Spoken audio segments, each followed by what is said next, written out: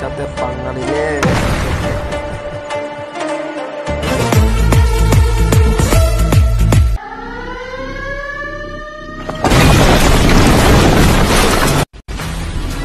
সবাই মনে করেছে রাবণ মরে গেছে। রাবণ এত সহজে মরবে না। রাবণ যদি ক্ষমা করে দিতে শুরু করে দেয় তাহলে আবার নতুন ভাবে রামায়ণ লিখতে হবে, আর সেটা আমি চাই না।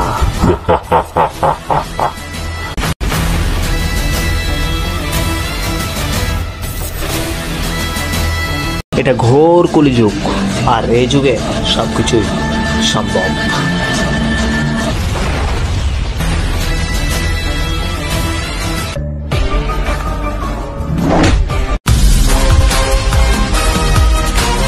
Ha ha ha ha ha ha ha ha ha!